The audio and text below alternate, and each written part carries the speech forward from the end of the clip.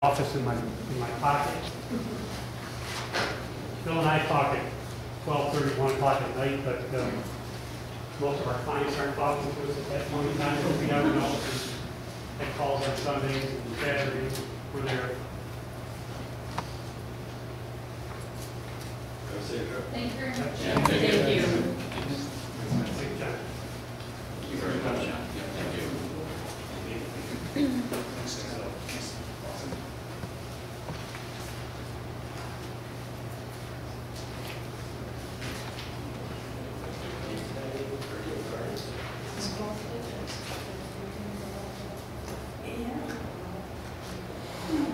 Has anyone checked any of their references, like schools, like Parrishville?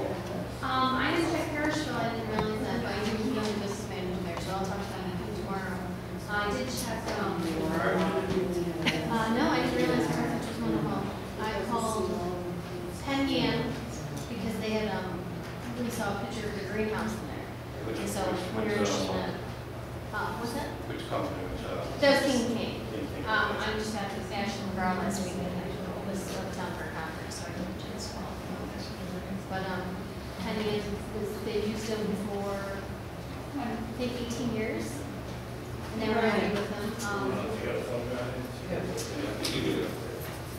I did receive a couple emails from So are they going to sell a home for I you? do. Yes. Okay.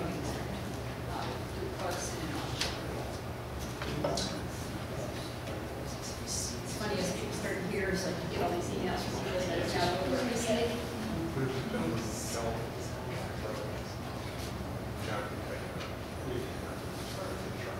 He's an engineer for him.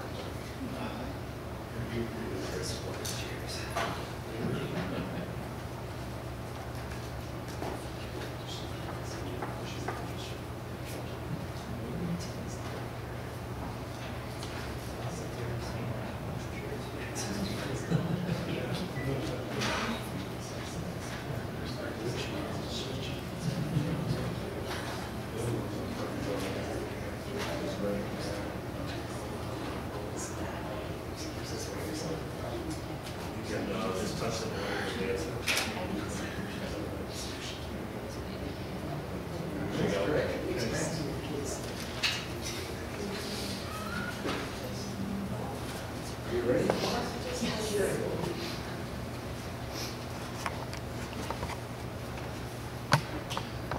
Hello, I'm Matt Monahan. I'm a senior principal with SEI Designs. Thank you very much for having us here tonight. I'm one of the founding principals of SEI Designs. And we've got a quick presentation, and then we really wanted to talk to you about what we understand your project to be and how we might be able to assist you in getting it to a vote and then design right through completion. I'm Eric Sheffer. I'm a principal of Engineering Solutions. I'm the electrical engineering project and telecommunications. My name is Scott Swenson. I'm also a principal of Engineering Solutions. I'm a mechanical engineer, specializing in green energy.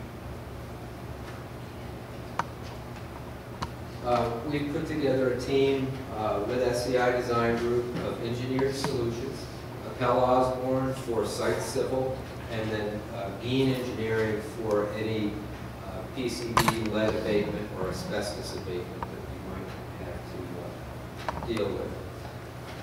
SEI Design Group was formed in 2006 with myself and 5 other partners. We've been doing K through 12 architectural and engineering for many, many years.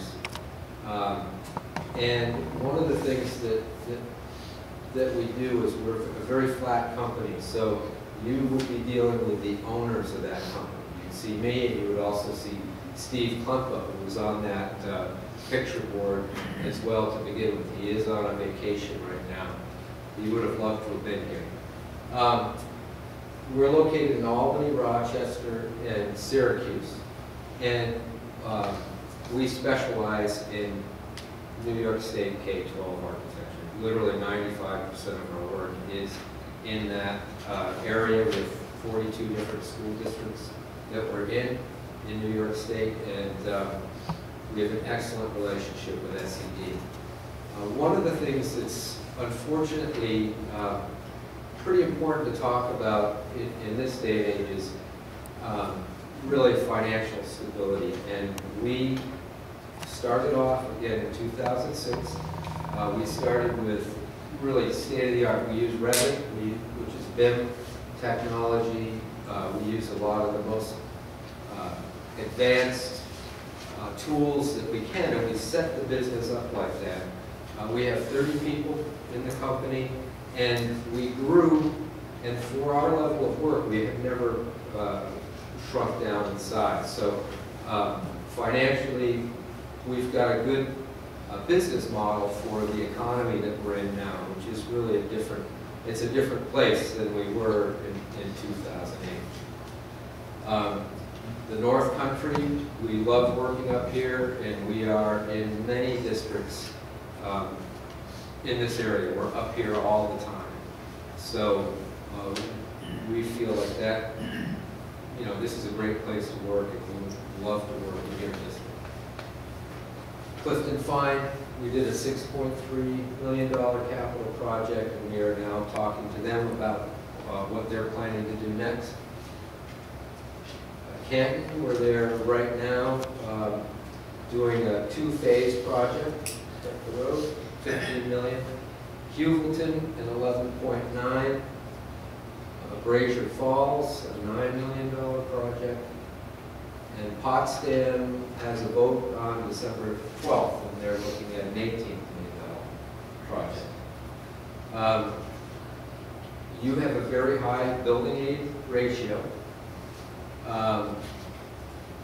We understand that you're very interested in starting some work this summer, summer of 2013. This would be possible to do, and I have brought a schedule, pre-referendum schedule, as one possibility to consider to get to a vote prior to mid-March. Understand that your financial advisor is fiscal advisors, and of course they would be very critical in helping to put together anything that you would put out for a vote. Building square footage is 164,000 square feet, and you do have Excel grant funding remaining. We were going to look at two potential parallel ways to approach your project. One would be a potential Excel capital project, safety related, energy saving, building related, and just some other upgrades, because the Excel will generate some aid, a fairly substantial amount of building aid from the state of New York. Also, you could do a potential $100,000 annual rolling cash for cash project. It's another vehicle that we're doing in many, many school districts where basically we put a small project out and this is reimbursable the next year entirely.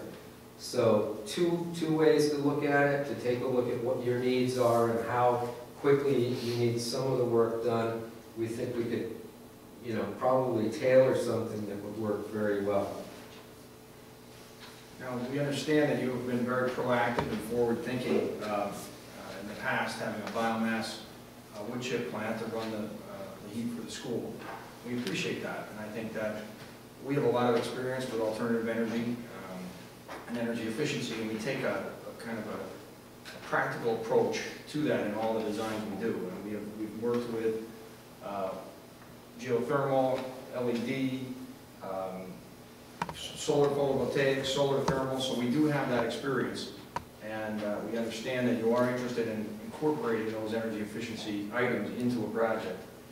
And we fully support that going forward, especially with your only other source of fuel up here being fuel oil, having the biomass, and then using that to its greatest capability is something that we're very much interested in helping you with.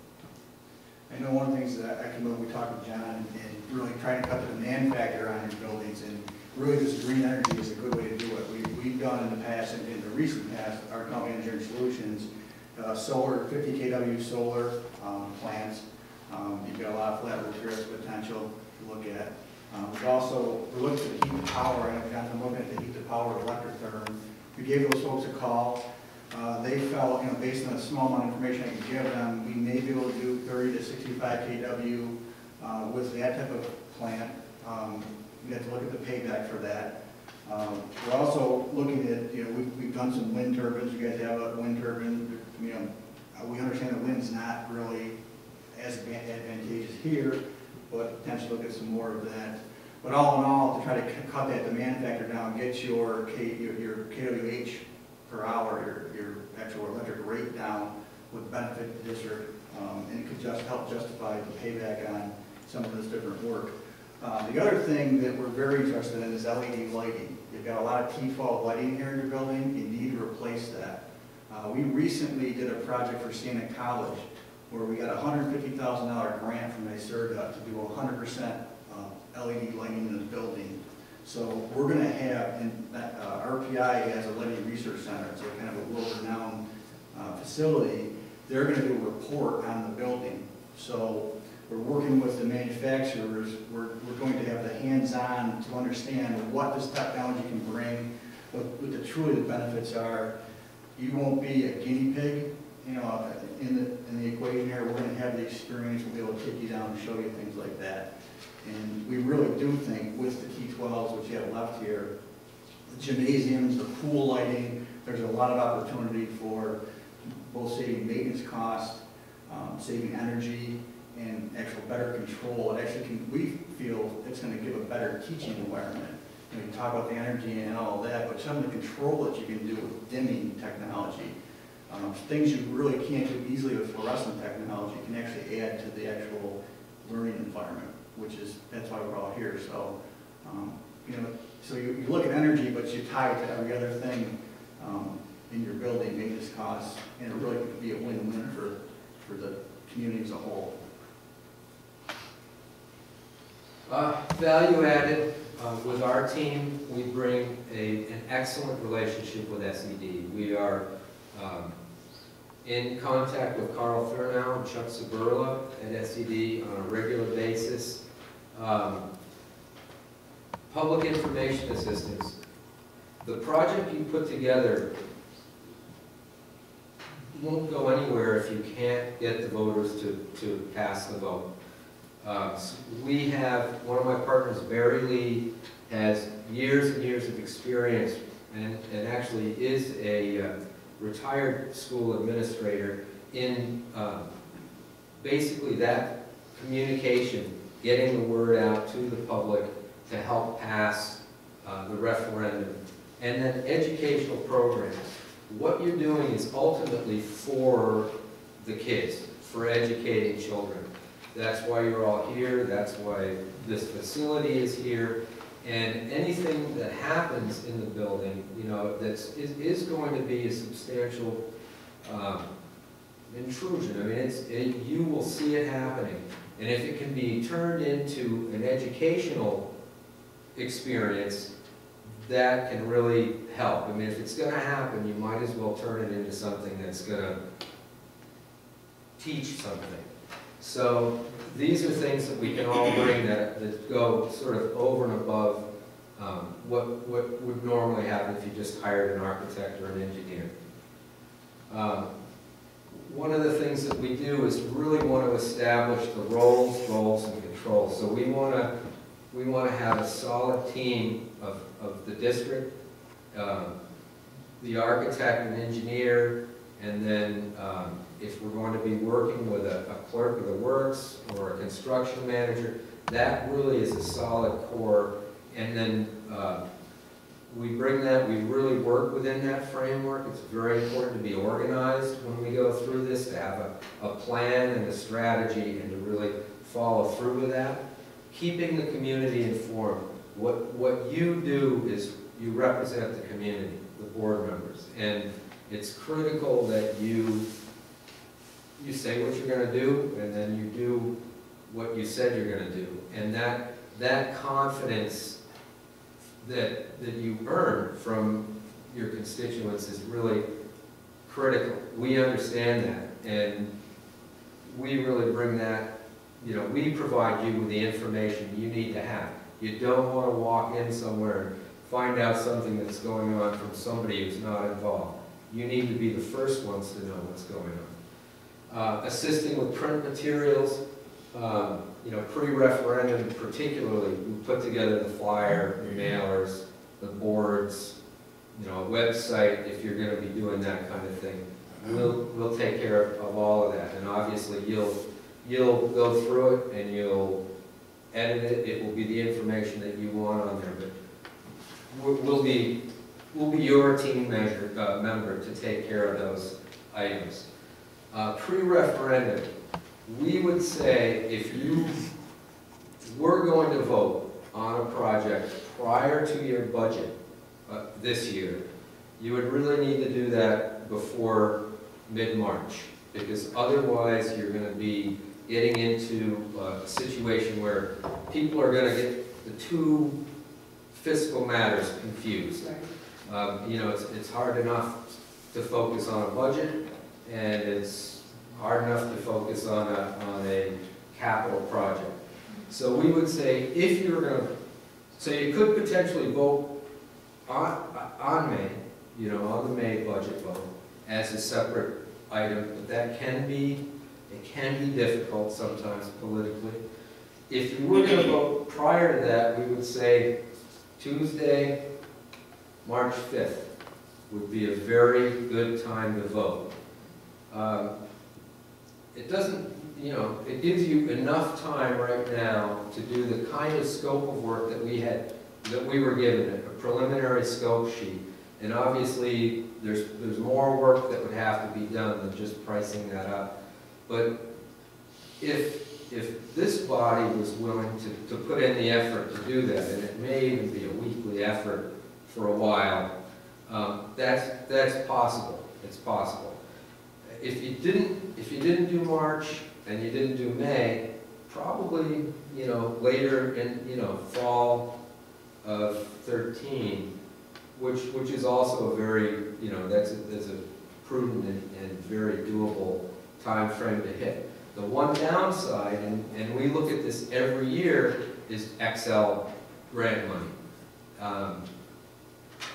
Our contact at DASNY has said that would be a very easy budget adjuster for the state if unused XL was to go away. So every year we kind of hold our breath and see what happens, and we've been very fortunate to this point. So because that makes a big difference from what you could potentially do here. So what sets us apart is North Country K-12 experience. We're here now, all the time. My partner Steve Klempa, who's on vacation, and he doesn't take a lot of vacations, has been in the North Country for 38 years. I mean, he is a regular up here. Involvement of 2+ principals. So with SEI, if you were to hire SEI, you'd see myself, you would see Steve Klempa, and you would see Eric and Scott, and these guys own the engineering company. You would be dealing with the owners. So if you said to us, here's what we want to do, and we said we can do that, that's what, we wouldn't say we've got to go back and check. You are talking to the people who make decisions. Sub-consultant relationship, again, there it is, and that goes for Pell Osborne and for Bean Engineering. You're dealing with the owners of those firms. Our relationship with SED is, my office is on Wolf Road. We hand deliver things, and we know all those folks on a first-name basis. We're team players. We're looking at coming in and helping you to put together your project, not our project, your project, and we want to be basically a member of your team. Public information, we're very good at that, and I know we can help with that. And then relationships with North Country contractors. It doesn't stop with the design and approval. You have to then successfully build your project. And again, we know everyone who's working up here. We have a very good relationship. Questions and answers. One of the things I wanted to do here, Eric, could you put up that Excel spreadsheet? We actually took the list that we got of potential work and we priced it up. But I wanted to hand out, we do a standard, and I think I have enough copies of this.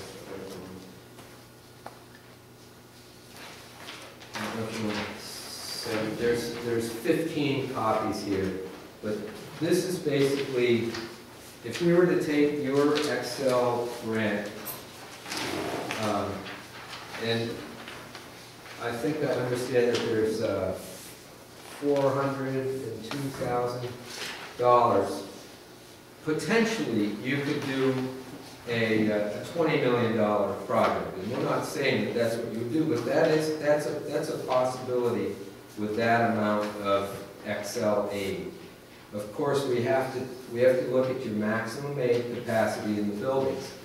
What we did is we took your spreadsheet and we went through those items and priced up a safety, energy, general, and site work. I mean, we took everything on your list and we put together how we would plan a pre-referendum project. And basically, we came up with about $7.5 million of work on that list. And I do understand, there could be other items. What we looked at for safety was emergency generator upgrade, fire alarm upgrades. Let me take a sheet. Fire alarm upgrades, gym lighting replacement, stair tread replacement in the original building, stage curtain replacement, double pane window replacement, security camera upgrade, some window work, separating the bus and the parent drop-off. For energy, we looked at power generation from the biomass, solar thermal for the pool, photovoltaic panels for power, for peak shaving, auditorium lighting upgrades, pool lighting upgrades, lots of lighting upgrades, some building work, alterations of the office areas, reconfiguring the main serving line in the cafeteria, master clock, some other interior renovations, greenhouse for the ag program, some pool work, some play, basketball backstops, some paving, parking, scoreboards, and then at the bus garage, fire alarm upgrades, lighting upgrades, and some power work. And we came up with, it's actually an estimated project of $7.25 million, and that includes incidentals and construction contingency. Now, what we do is if you said, look, we would like to work with you, and we would like to do a March 5th vote, the first thing that we would do is really distribute this spreadsheet, and we would expect to have other things added to it. We keep another line where we would then have to come back for another, we have a series of meetings as the board got ready to finalize on what they wanted to put out for a vote. As we take things off and we add things, we add a date as to when we do this, because in this process, we often find that all of a sudden you're back around to adding something back in. If you don't keep track of these things, it's very important to be organized in this process. So that's what we do. We keep all of these things just right here. Who added it? Why did we take it off? Why did we add it? One thing too is I think with these numbers, this is kind of our one trip up here and kind of we got a set of floor plans in the last project. And a lot of stuff was based off your 5-year plan. So the emergency generator upgrade, I'm not necessarily sure I agree with what was on that plan, and the generator may be in good shape, so maybe you don't replace it. Maybe there's other ways to skin that cat. Or I thought if we did have to replace it, maybe we upsize it a bit. I kind of gave you a 1-for-1 there, but maybe you want to upsize it. So we'll be fine tuning things like that, you know. These numbers are just our first. So we would have to be here in your buildings, sticking our head above ceilings and looking at all of these systems, spending a lot of time here. And same with testing. I understand that there's, you know, you don't have a whole lot of issues with hazardous materials. We still need to make sure, you know, they just recently changed the criteria for what's hot and what's not. So what didn't used to be hot is now, you know, it's a finer line. So it's all doable. And then of course, if there are other items, you know, those would have to be added, and we would have to take a look at it. I think one thing too that sets us apart is, you know, I came from a contracting background before I went back to college, and my partner as well. So we'll be up here. It's not like we're going to send a first-year engineer up here to look at your building. You know, we stand everything, and we're responsible for everything. And so we take that seriously. We intentionally are staying small. You know, I work for a very large engineering firm in my past history, and I think it's important that you get the experienced people these days, because you know the worst thing is that, you know, have us come here to try to sell a job to you and then walk away and hand it off to a junior person, and we can guarantee that won't happen with our company. That's pretty much what we have to offer. Do you have any questions for us? Can you talk about the, the Clifton Point project a little bit? Sure. I was told that after this project was done, that they saved oodles and oodles of money on energy costs. Well, they had an electric wing, which was electric.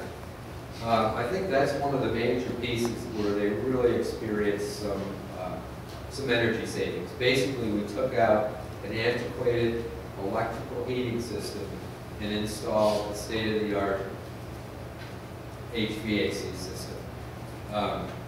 That's a large wing on that building.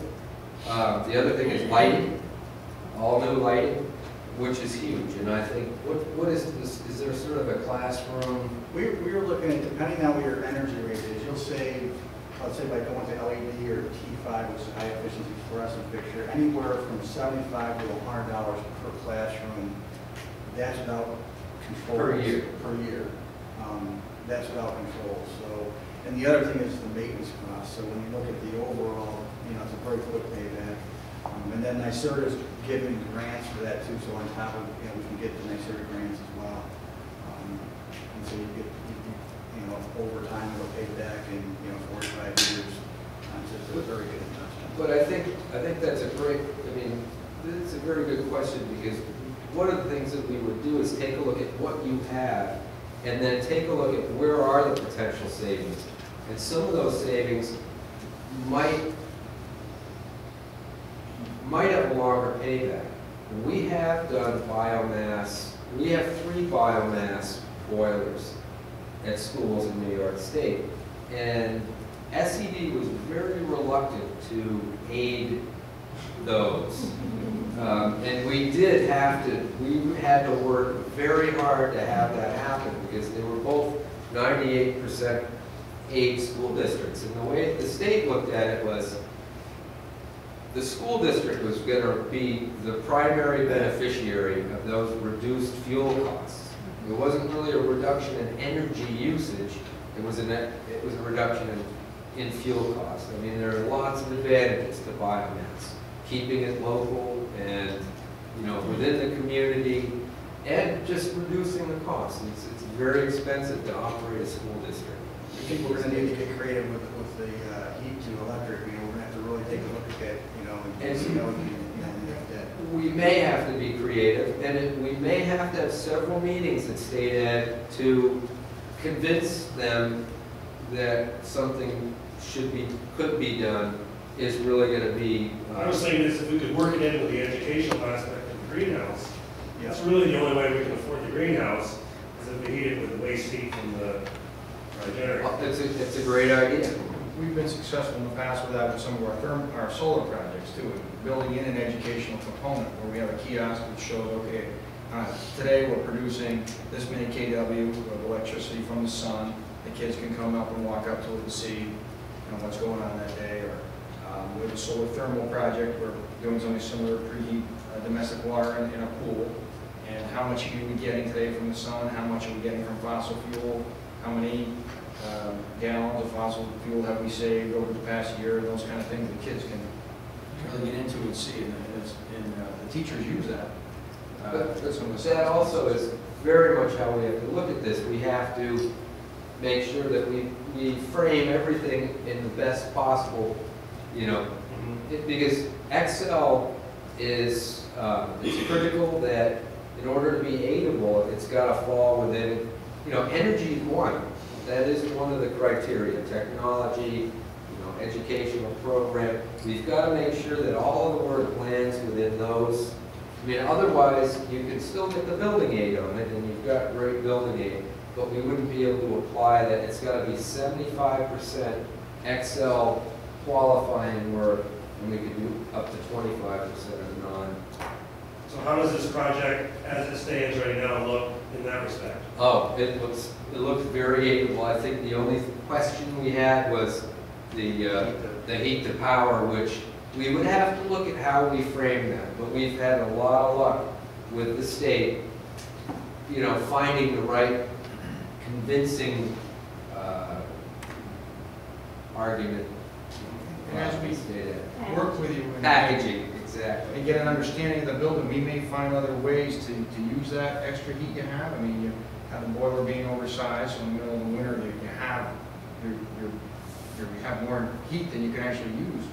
There may be other ways to use that as well. So we may have the heat to energy. We may find a way to build in something else that we can use as we get to know you and get to know the building and work together.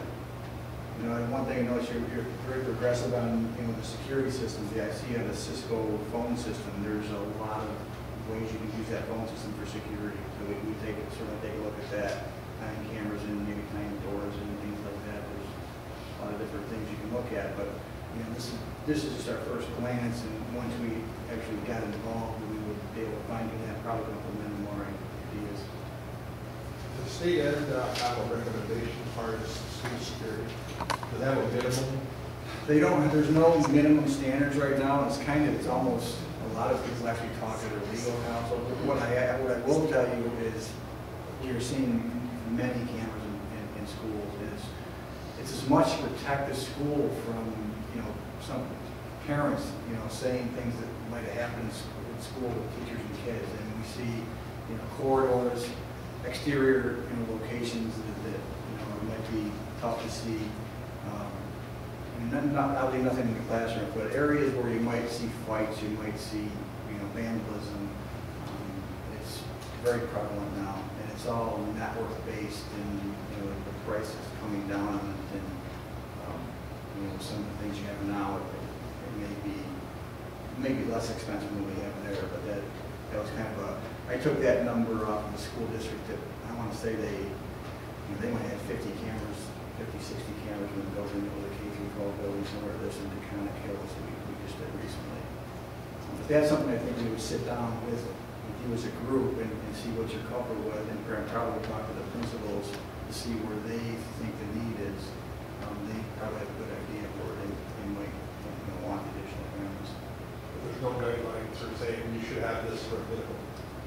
There's no SED guidelines at this point.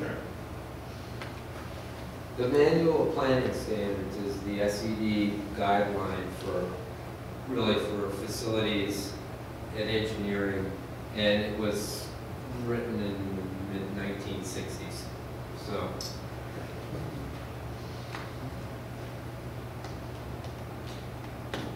When you were walking through the school, did you notice any other things that we should do that aren't on our list?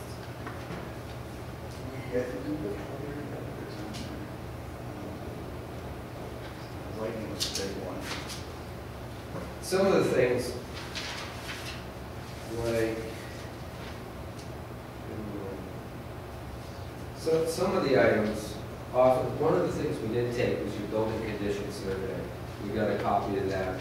And we took a look for anything that state ed would require, because they get a copy of your building condition survey. And there are certain items that they will, kind of, if you're gonna do a capital project, they will require that you do those things. So it's best to just figure them in to begin with rather than start work and then find out you have to add it later on. The fire alarm system guidelines have changed a lot Yes. from what we've got now, so that, you know, you're gonna have substantially more alarms in the building than you have now, visual alarms, things like that. Over in the bus garage, there's some opportunities, the heat exchanger, Change for domestic water for the bus garage. And I think the ventilation standards in general have over the years, you know, even since 1989, a lot of the buildings built have been greatly increased. So we want to look at ways, if we do have to increase ventilation, how can we recover heat from any exhaust air through heat ventilation, things like that. Well, the auditorium lighting was on your list. There's a pretty good opportunity for LED lighting in your auditorium now. You can actually use LED to create a classroom environment, you know, dim it up and down, as well as possibly even for some of the stage lighting. That's not reflected in that number area there, but if you were to do the house lighting, I know you want to do, you might also want to take a look at the dimming controls. The dimmer is, I believe, original in '89. They changed that whole dimming technology now. It's more efficient, energy efficient. It's more geared towards, if you have kids that are going to be going into into like drama, what they're going to see when they go to college is totally different than what they're actually seeing now. So you might want to take a look at upgrading your, you know, that stage lighting and control along with some of your house lighting. We don't want to come in and say, this is all the things you need to do. We really would rather get to know you and really take the time to understand what's going on and what you really need, work together to figure it out. I think that's how we work, and that's... We did notice, like in your electric room, it didn't appear like the electric room was actually sealed properly. There was openings in the electric room that you, so I think we would address something like that as we go through. We put walls with your proper fire rating in your electric closets, things like that. This whole thing with the generator, about where the transfer switches are located, I'd want to talk to you guys more about that. You know, I hate to replace a generator that's probably got quite a bit of life left in it. If we could maybe keep that generator for one purpose and add a smaller, there's different ways that we could do things like that I think you'd want to talk about before you just said, hey, this doesn't mean, it's pretty easy to read a code and interpret it one way. You know, that's what code enforcers do. There's different ways to interpret codes, and I think you really want to take a look at all different angles of the code before you make a decision. Ultimately, you want to maximize the benefit of whatever you do, and if you can reuse something, I mean, that's the easiest way to be green and sustainable, is to, you know, if it's... One thing too is that any design we do these days, New York's energy code, you're going to be energy efficient. I mean, you're going to, you know, so you guys are looking to go the extra mile, which we think is great, and, you know, as engineers, we really, you know, like the opportunity to work on projects like that and do the right thing. We're not going to say, you know, do something that has a 50-year payback if it doesn't make sense. There's got to be a real reason, but just sit down and look at the reasons and you know, give you the analysis before you make the decision, I think is the right thing to do. And I think also, one thing that Eric touched on before, I think you have a lot of opportunities to get some extra money from NYSERDA for a lot of these things we're talking about. And these are things that we've been very successful on all the recent projects we've been working on, working with NYSERDA to get substantial grants for a lot of these things that you're talking about doing. Yeah, we actually just met with NYSERDA on the Sienna project, and the same round of grants that we actually had to write a grant application last winter, it was about a year ago. There's a whole another round of that coming out, and it's not, they don't really advertise it. You see in the contract reporter, they are looking for a school. I mean, they're looking for their K through 12 school, and they're looking for office buildings. You're in a college right now, but there's kind of different usage for the different types of buildings. So they're interested in really, because they think solid state lighting technology 5 years from now is going to be, you know, at least half of what the market share is. So they're looking for buildings, and I think you guys might be a primary opportunity for that. I mean, I just couldn't guarantee it, but we would certainly look to make that application for you and see if we can get that money for you. The other potential with the NYSERDA grant funding, and we would have to work with Mark Kozlowski, your financial advisors on this, is right now it's tax impact is a very hard thing to deal with for anyone, any public entity trying to pass a vote. You've got a really good Excel grant that you can work with. You've got great state aid, so you could potentially generate a lot of aid. One of the things that has changed is how the state is looking at capitalized interest. And one of the things that we could potentially do is take that NYSERDA grant money to help offset some of that capitalized interest, so that, and the energy savings, so that you really could put together, you've got a great possibility of putting together, you know, a no tax impact vote, which becomes a very, you know, it's an easier sell, it's an easier thing to pass than, you know, even small tax impacts. I mean, sometimes, you know, we see some localities where, you know, they'll pass a small tax impact. We've seen others where, you know, you could be doing a very large project for a small tax impact, but it's still too big.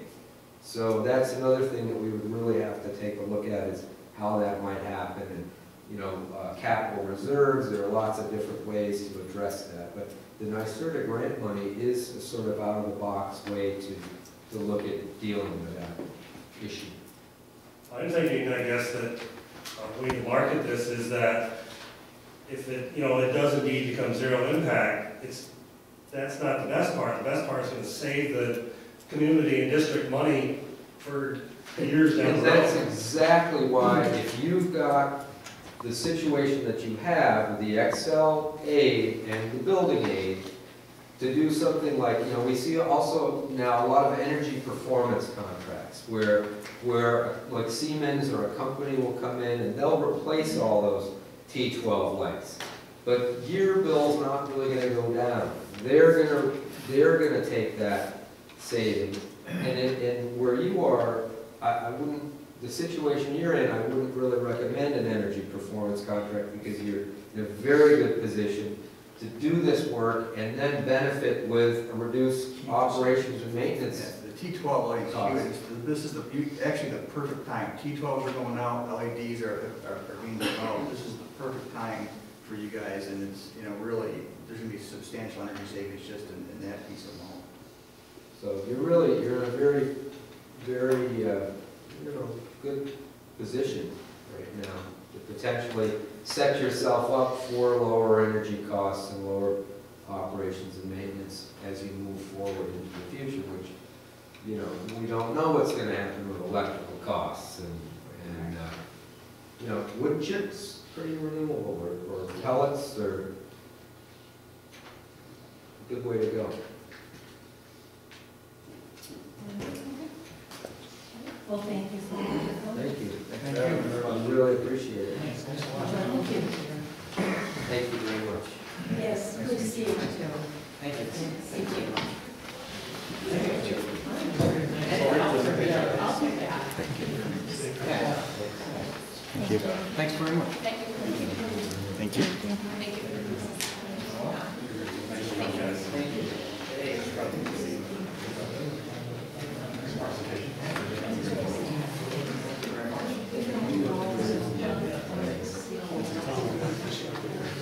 Thanks a lot. Thank you.